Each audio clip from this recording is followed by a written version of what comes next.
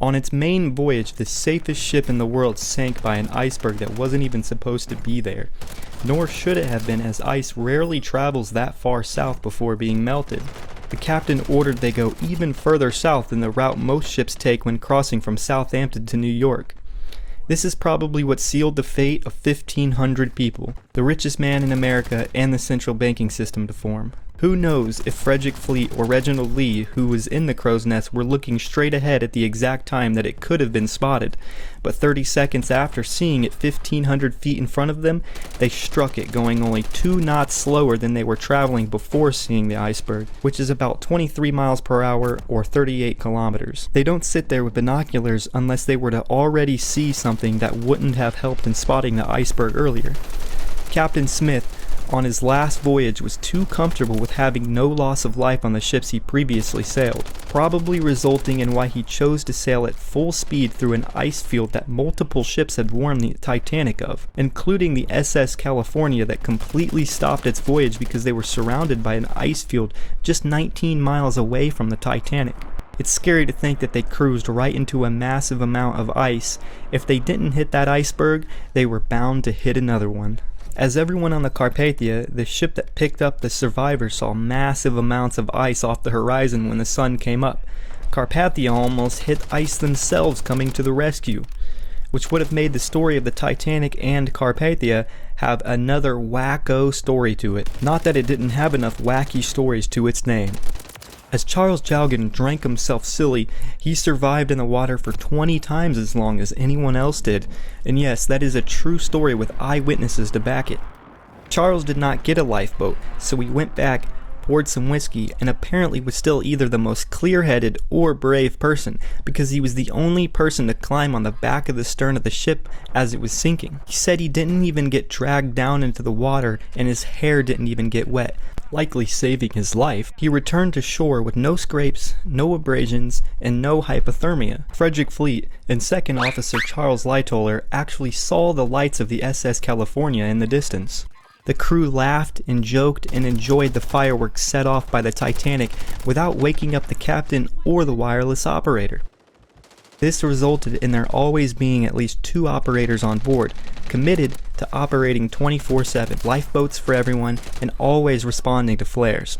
In court, if the crew on SS California wouldn't have said they thought they were celebrating, they could have been jailed for negligence to respond to a distress signal.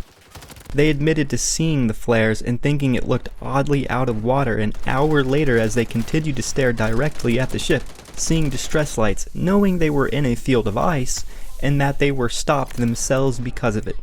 They didn't take legal action, but everyone in the world heavily criticized the non-actions taken by the crew who could and would have saved the Titanic. Many survivors faced profound survivor's guilt and PTSD following the disaster.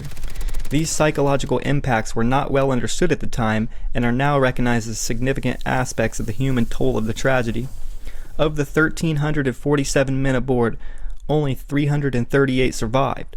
But what makes this an even more sad story is that 53 children had their lives cut short, possibly because of these men.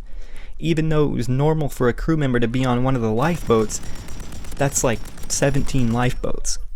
These acts of cowardice must not overshadow the real men who helped save over 700 people, including Charles Jalgan, who helped women and children aboard the ship before getting absolutely blitzed himself and climbing onto the stern of the ship. If I was a man on the ship, I wonder what I would have done. Would I be brave enough to not get in?